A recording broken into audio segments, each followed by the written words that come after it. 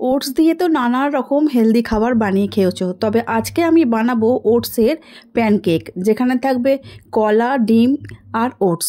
কোনো রকমের চিনির কোনো প্রয়োজন নেই, কারণ এখানে কলাটাই খুবই মিষ্টি আছে।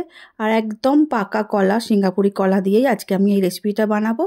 সকালে ব্রেকফাস্ট কিংবা অফিসের টিফিন বা বাচ্চাদের টিফিনের জন্য যদি সময় খুব কম থাকে, তাহলে চটজলদি মাত্র 15 মিনিটের এরকম সুন্দর খাবার বানিয়ে দেওয়া যেতেই পারে।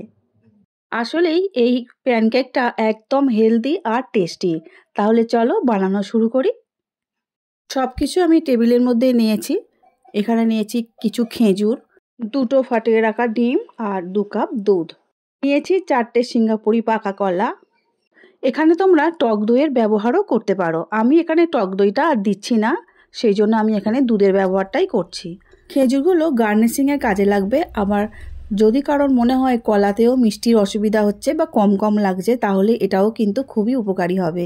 আর খেজুর খাওয়াও খুবই ভালো, সেই জন্য খেজুরগুলো ছুরির সাহায্যে বা কাঁচির সাহায্যে সরু সরু করে কিন্তু কেটে নেবে, যাতে সুন্দর করে সেটিং হয়। আর দানাটাও বাদ দিতে হবে।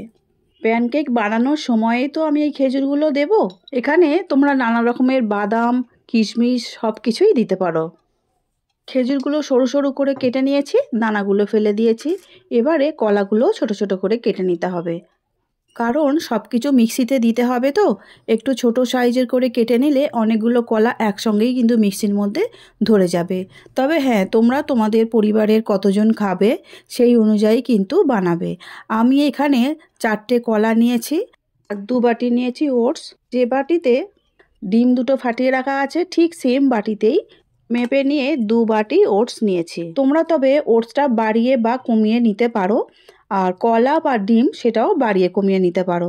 ব্যাটারটা একটু ঘন করতে হবে, সেই দিকেই খেয়ালটা রাখতে হবে। আর এখানে কোনো রকম জলের ব্যবহার করব না, যেটুকু দুধ নিয়েছি সেই দুধের ওপরেই কিন্তু ব্যাটারটা বানাবো। ব্যাস, কলাগুলো আমার সমস্ত কাটা হয়ে গেছে। এবারে মিক্সিং জারের মধ্যে সমস্তটাই ভরে নেব। আর আগে যে 2 বাটি ওটস নিয়েছি, ওটসগুলো হালকা করে কড়ার মধ্যে একটু ভেজে নিতে হবে। গ্যাসটা জ্বেলে ফ্রাই প্যানটা বসিয়ে দিয়েছি। যে 2 বাটি ওটস নিয়েছিলাম সেই ওটসগুলো দিয়ে দিলাম ফ্রাই প্যানের ওপরে। এবারে হালকা করে নাড়াচাড়া করতে করতে একটু ভেজে নেব। আর কালারটা যেন চেঞ্জ না হয়, একটু ভাজা ভাজা গন্ধটা যখনই সুন্দর বেরিয়ে আসবে, তখনই বুঝতে হবে যে আমাদের ওটস ভাজা হয়ে গেছে। একেবারে পুড়িয়ে লাল করার কোনো দরকার নেই, একটু কালারটা চেঞ্জ হয়ে গেলেই হয়ে যাবে। এবারে আমাদের ওটস খুব ভালো করে ভাজা হয়ে গেছে, আর ওটসটা ঠান্ডাও করে নিয়েছি।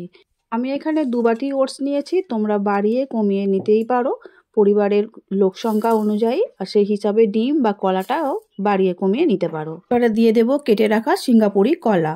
কলা দেওয়ার পরে এখানে দিয়ে দেব ফাটিয়ে রাখা 2টো ডিম। ডিমটা দেওয়ার পরে আমি দিয়ে দেব দুধ।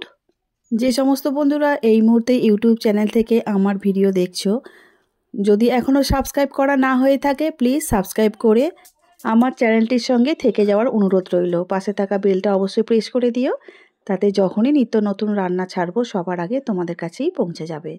দিলাম পরিমাণ মতো নুন আর খাবার সোডা, চা চামচের 4 ভাগের 1 ভাগ। আর দিয়ে দিলাম চা চামচের 4 ভাগের 1 ভাগ দারচিনি গুঁড়ো। ব্যাস, মিক্সির মুখটা এঁটে দিয়ে খুব ভালো করে বেটে নিলাম। এবারে একটা বোলের মধ্যে ঢেলে নিচ্ছি।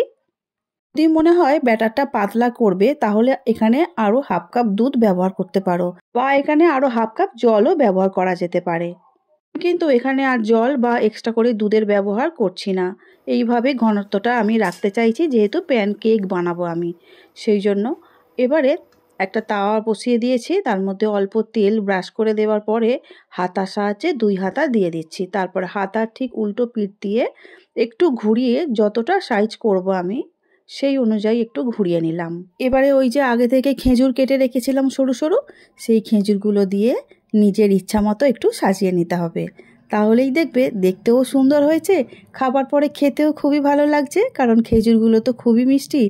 আর যেহেতু প্যানকেক ব্যানানা দিয়ে হচ্ছে, মানে কলা দিয়ে হচ্ছে, তাহলে প্যানকেকটাও তো কিন্তু মিষ্টিই লাগবে খেতে, তাই না? সব মিলিয়ে খুবই ভালো লাগবে, আর বাচ্চারা তো খুবই পছন্দ করবে। এবারে ঢাকা দিয়ে দিয়েছি মিনিট 2-এর জন্য। 2 মিনিট পর ফিরে আসলাম। সাইড থেকে অনায়াসেই ছেড়ে আসবে, একদম পুরোটাই উল্টে দিতে হবে আলতো হাতে।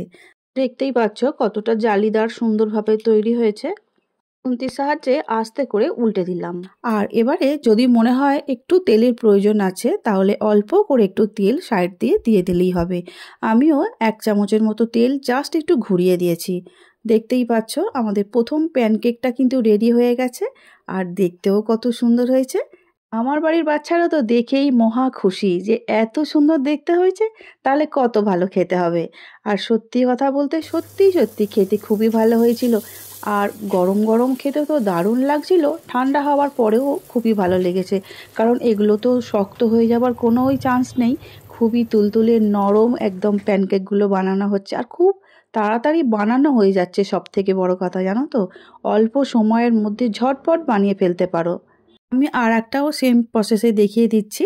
ঢাকা দিয়ে 2 মিনিটের মতো রেখে দিয়ে 2 মিনিট পর আবার ফিরে আসছি। দেখতেই পাচ্ছ উপর দিকটা খুব সুন্দর জালি জালি ফুটো ফুটো মতো হচ্ছে। তখনই বুঝে নিতে হবে যে নিচের দিকটা ঠিকঠাক হয়ে গেছে, এবারে উল্টে নেওয়ার সময় এসে গেছে। আর বেশি দেরি করলে কি হবে, নিচের দিকটা অনেকটা কালো কালো হয়ে যাবে, পুড়ে পুড়ে যাবে, খেতে ভালো লাগবে না। ঠিক এরকম কালারটা একটু গোল্ডেন কালার যখনই হয়ে আসবে তখনই উল্টে দিতে হবে। আবারও একটু তেল দিয়ে দিলাম। আবারও বলছি, তোমরা চাইলে একটু বেশি করে তেল এখানে দিতেই পারো। আমি যেহেতু ভালো খাবো, স্বাস্থ্যকর খাবার খাবো এই হিসাবে বানাচ্ছি, সেই জন্য একদম অল্প অল্প করে তেল দিয়েই বানাচ্ছি। আর হ্যাঁ বন্ধুরা, ফেসবুক পেজ থেকে যারা দেখছো প্লিজ পেজটিকে ফলো করে দিয়ে আমার সাথে থেকে যাওয়ার অনুরোধ রইল। আবারও একটা ব্রেকফাস্ট বানানো হয়ে গেল। একইভাবে পরপর আমি এই প্যানকেকগুলো বানিয়ে নেব। এখনকার বাড়ির বাচ্চারা তো সব রকম খাবার দাবার কিছু খেতেই পছন্দ করে না। একটু পাল্টে পাল্টে নতুনত্ব বানিয়ে দিলে তারা কিন্তু সহজেই খেয়ে নেয়।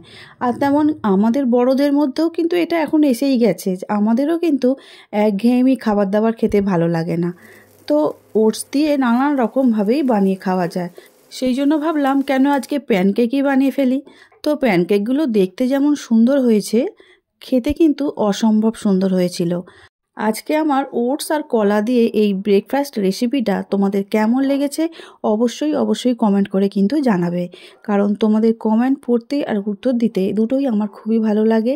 আর সবথেকে বড় কথা কি বলো তো, তোমরা যদি ভালো করে কিছু কমেন্ট করো না, আমার আগামী রেসিপি বানাতে খুবই উৎসাহ লাগে মনে। তখনই মনে হয় যে কখন আবারও একটা নতুন রেসিপি বানাবো আর তোমাদের সঙ্গে শেয়ার করব। দেখেই নিশ্চয়ই বুঝতে পারছো খুবই নরম আর তুলতুলে হয়েছে। হ্যাঁ, আমি একটা একটুখানি হাত দিয়ে কেটে নিয়ে তোমাদের দেখাচ্ছি। দেখলে সঙ্গে সঙ্গেই বুঝতে পারবে কতটা নরম আর তুলতুলে হয়েছে। মুখের মধ্যে দেওয়ার সঙ্গে সঙ্গেই কিন্তু মিলিয়ে যাচ্ছে। আর ওপর দিয়ে যে খেজুরগুলো দিয়েছি না, খেজুরগুলো মুখের মধ্যে খুবই ভালো লাগছিল খেতে। সব মিলিয়ে একটা অসাধারণ ব্রেকফাস্ট বানানো হয়েছে। তাহলে ঝটপট তোমরাও বানিয়ে ফেলো আর আমাকে কিন্তু কমেন্টে জানিও। আজকে আমার রেসিপিটা এখানেই শেষ করছি। দেখা হবে আগামী দিন অন্য কোনো নতুন ভিডিও নিয়ে। তোমরা সবাই খুব ভালো থাকবে, সুস্থ থাকবে। পুরো ভিডিওটা দেখার জন্য অসংখ্য ধন্যবাদ আমার সব বন্ধুদের।